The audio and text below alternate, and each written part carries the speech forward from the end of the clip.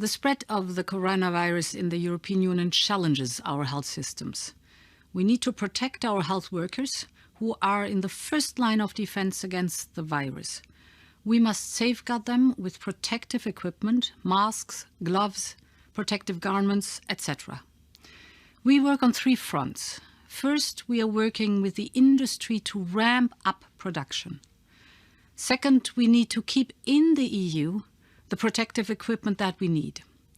This is why we adopted today an export authorization scheme for protective equipment. This means that such medical goods can only be exported to non-EU countries with the explicit authorization of the EU governments.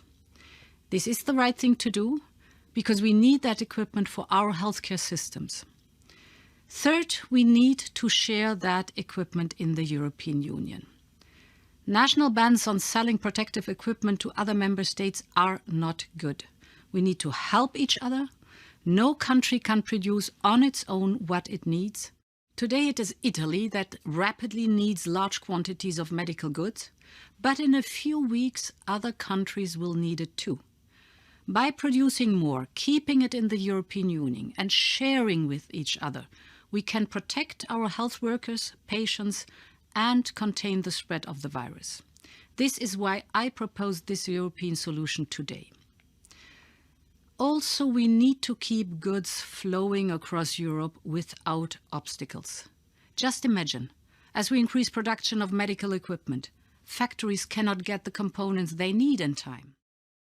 Thousands of bus and truck drivers are stranded at internal borders on parking lots, creating more health risks and disrupting our supply chains.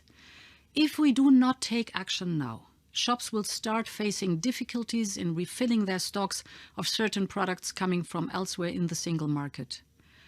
In this moment of crisis, it is of utmost importance to keep our internal market going.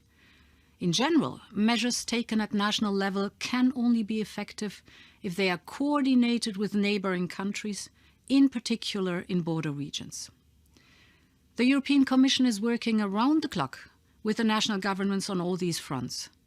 Tomorrow we will launch joint public procurement with member states for testing kits and respiratory ventilators.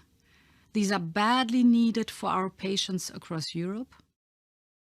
Also tomorrow we will present guidelines to national governments on border measures. Protecting people's health should not block goods and essential stuff from reaching patients, health systems, factories and shops. We will be successful if we work together and rapidly on a coordinated response. The challenge we face requires it.